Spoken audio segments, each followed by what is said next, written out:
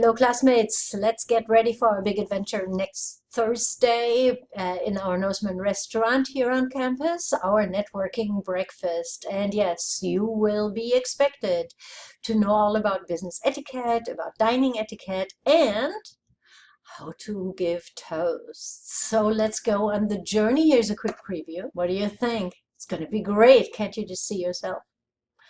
And let's do a quick tour of the history of.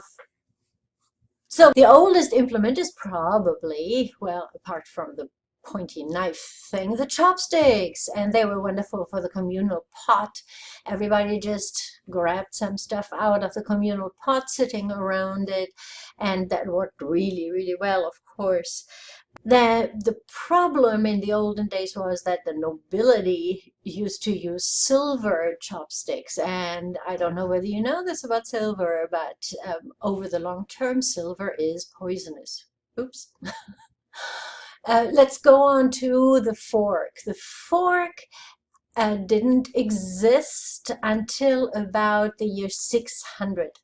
And in the year, in what we now call the Middle East, in the year around 1000, a Turkish princess got married to a Venetian nobleman and in Venice, Italy, and brought the fork with her when she moved to Venice. The church banned it immediately, devil stuff. And shortly after, the princess died too.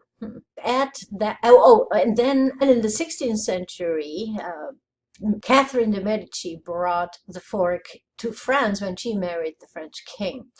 And that's when it started to be accepted and take off. What about the knives? Well, interestingly, here we have what looks like a rounded knife, right? You see that it has a rounded point, and that was not in use before the 17th century. It originated in the French court because at that time the fork had been introduced and pointed knives were no longer necessary for people to spear stuff. And Richelieu, a very famous cardinal at the time, he feared for his life, and so he banned the pointy knives and made them all round in front so they couldn't be used as easily, at least, as a weapon. By the way, the first book on dining etiquette was published in the 16th century by a Dutch guy named Erasmus. The basic rules still apply, right? Eat what you touch, elbows off the table. Use the tablecloth to wipe hands, which is no longer it. And don't pick your nose or teeth at the table. Ha, we can do that, mates. This indicates a toast. I hope you have heard of the term before. Usually it's like at weddings or retirements or something. Somebody says they want to give a toast. But again, going into the history here, the toast was something that started in the Middle Ages when people used chalices, and when they had treaties, contracts, then they would bang the chalices together in such a way that some of the liquid from one would jump into the other one, and therefore they would prove that their drinks weren't poisoned. So it was a sign of trust. And then they would put a slice of white bread on top. And this is where we got the name toast for this particular thing. Your job is going to be to provide a toast, to rehearse it, but we'll get more into that. What is the rule about toasts? Well, they are very short, just 1 or 2 sentences, and we need to make sure that we have everybody's attention. So for us, for our breakfast, what you'll need to do is you'll need to get up, make eye contact around the room.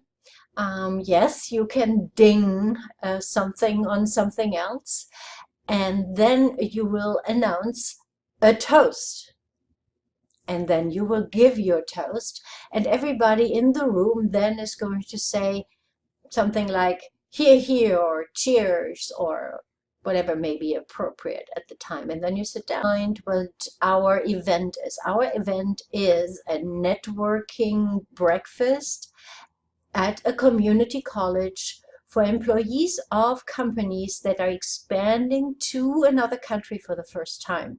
So the toast needs to be related to our specific occasion. Okay? All right, and I will create a Dropbox so you can upload your toast there. What about dress code? Which of the two do you think is going to be what I'm expecting? Well, it does not have to be a full suit, but some kind of slacks or at least nice khakis, closed-toe shoes, and for men, a collared shirt. Doesn't have to be long sleeve, but it has to be somewhat dressy. And for women, it can be a skirt or a dress, coat or a jacket if you want to tone down jewelry, tone down makeup. I don't know whether that even applies. Refrain from using aftershave or perfume, because when we go to networking events like this, lots of people have allergies, so we want to be sure to honor that. Go ahead and look up business casual, and then we'll give you some ideas. And of course, we'll have some questions too.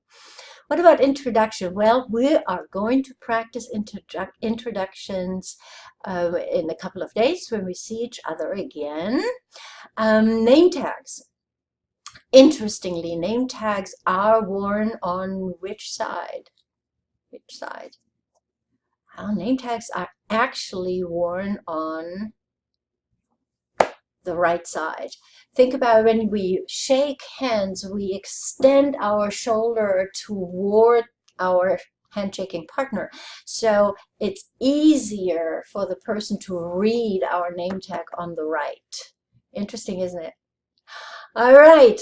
Now, remember your assignment is to come up with a 1-sentence, maybe 2-sentence toast and to upload it to the Dropbox I'm going to open. Bye.